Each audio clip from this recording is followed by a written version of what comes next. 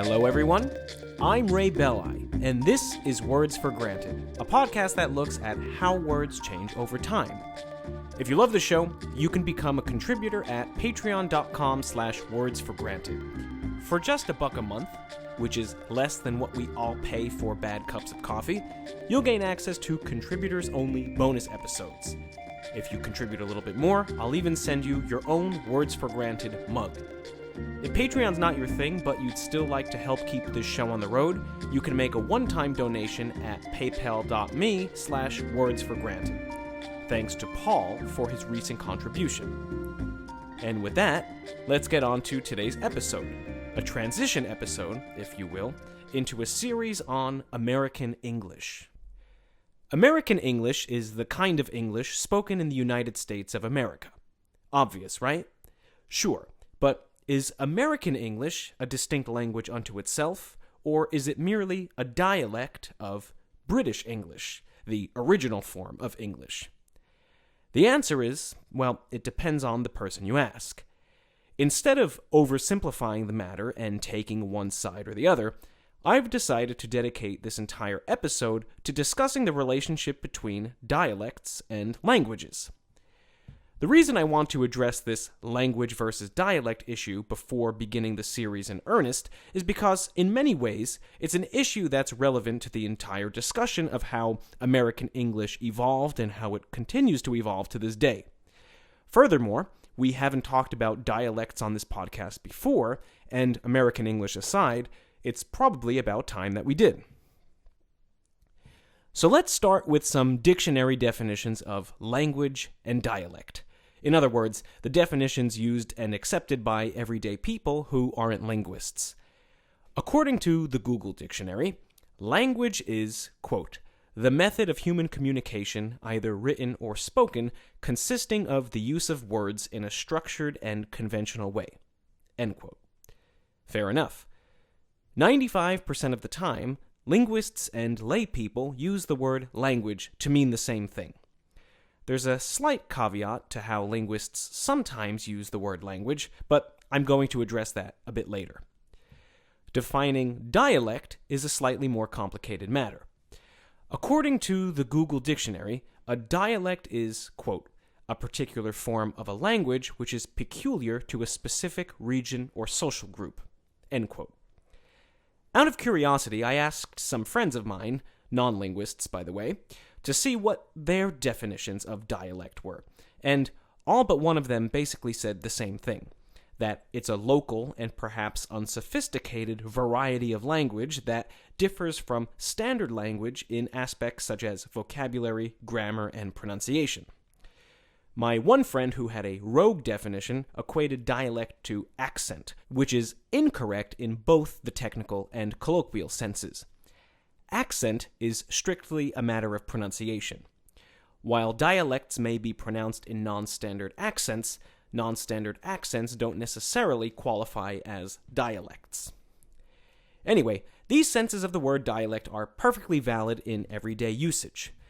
They're also perfectly valid in technical linguistic usage, but at the same time, linguistics understands dialect in a broader sense. You see, the colloquial definition of dialect measures a dialect against standard language. But where does this notion of standard language come from?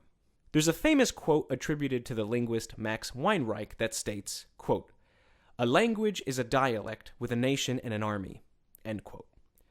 In other words, every form of language is a dialect, or at one point was a dialect, but due to the political and social factors of history, the status of certain dialects becomes elevated and standardized, thus creating proper or standardized languages.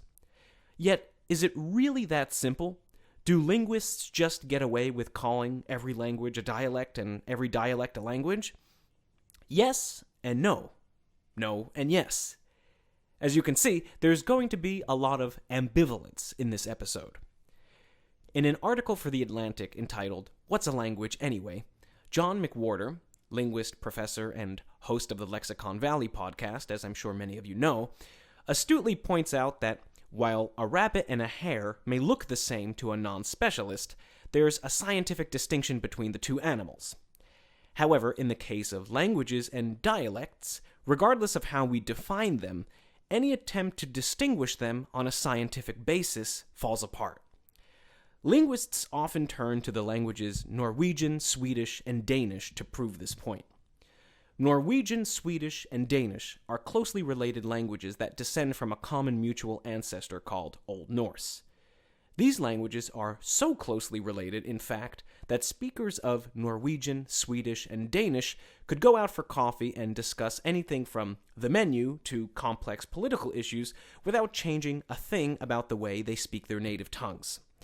In this same Atlantic article, McWhorter describes witnessing such a scene in Denmark in real life. This is not to say that Norwegian, Swedish, and Danish are exactly the same, but all three are close enough to be mutually understood by speakers of any of the three languages. This characteristic of mutual intelligibility, the ability to understand the way someone speaks even though it's a little different than the way you speak, is usually attributed to dialects of the same language. However, technically, Norwegian, Swedish, and Danish are not dialects of each other. Due to the existence of Norway, Sweden, and Denmark as distinct nations, Norwegian, Swedish, and Danish, respectively, all get the dignified status of distinct languages. However, the existence of Norway, Sweden, and Denmark as distinct nations is a mere product of history, and if we're going for a scientific distinction between languages and dialects, then the impact of historical circumstances is inconsequential to our classification, right? According to a scientific view, Norwegian, Swedish, and Danish seem much more like dialects than languages unto themselves. But realistically speaking, how can you actually take history out of the equation? Imagine an American linguist, or a make-believe linguist like me, showing up at a Swede's doorstep and saying, hey, I hate to tell you, but according to linguistics, Swedish isn't a real language anymore. What you really speak is a dialect of Norwegian, since Swedish descends from Old Norse, and trust me, I know this stuff because I'm a linguist. I don't think that Swede would be particularly thrilled by this scientific point of view. Now, let's contrast this hypothetical linguistic interaction among Danish, Swedish, and Norwegian speakers with a hypothetical linguistic interaction between a black English speaker from the rural American South and a Cockney British speaker from London.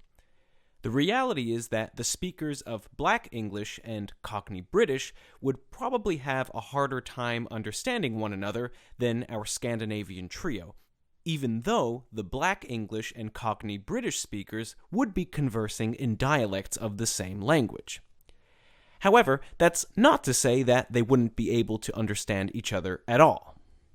In spite of being spoken with vastly different accents, both dialects draw from a shared vocabulary, grammar, and syntax. Sure, there are words and phrases in Black English that are totally alien to Cockney British, and the inverse is true as well, but the number of words that these dialects have in common far outnumbers those that they don't. Even with the tendency of Black English to conjugate verbs in unorthodox ways, or at least unorthodox according to Standard English, the fundamental aspects of the two dialects' grammars are the same. With regards to the linguistic legitimacy of Black English grammar, by the way, I hope to cover that topic in detail in a later episode in this series.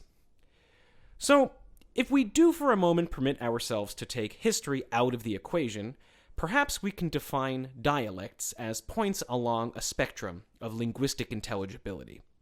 In plain English, that means if you can understand the majority of what someone is saying without having to study their language, then the language that speaker is using is probably a dialect of your own language. Note that this definition of dialect is unbiased.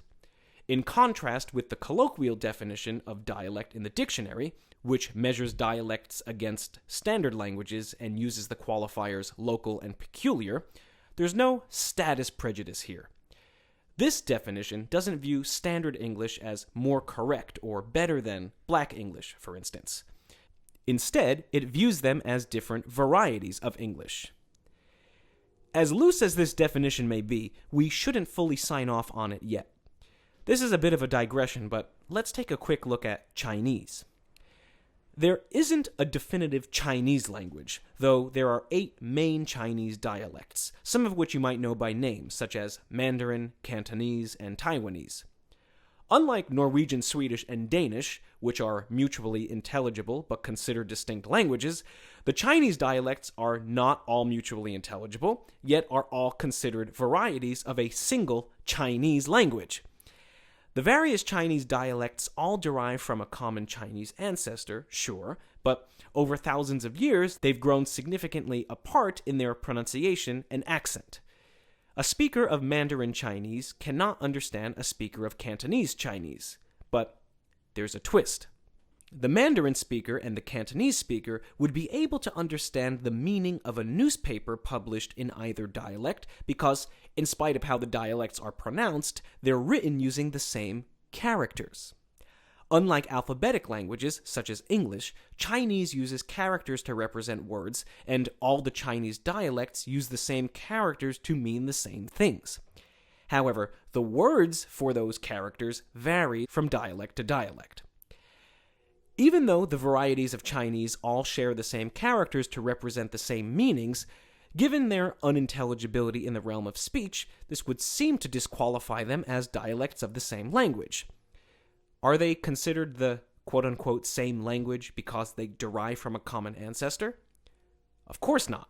If that were the qualification, then Italian, French, and Spanish would all be considered dialects of the same language because they all ultimately derive from Latin. On that note, people tend to over-exaggerate the similarities among the Romance languages. There is no argument to be made that Italian, French, and Spanish are just dialects of each other. They're definitely distinct languages. The only reason the Chinese dialects are considered dialects of the same language is because they are all spoken by people in China. It is a matter of national and cultural identity more than accurate linguistic classification. Side note here, in the most technical sense, linguists actually use that term variety as a neutral catch-all term to describe what laypeople would call a language. If you'd like an even more technical term for this, you can use lect. The words variety and lect help solve the all dialects are languages and all languages are dialects ambiguity to some degree. In this technical context, the term language is reserved solely for the standardized dialect of languages. Earlier, when I made a caveat for how linguists sometimes use the word language, this is what I was talking about. However, ordinary people don't use this terminology, so I don't think it's useful to impose it upon you as my audience.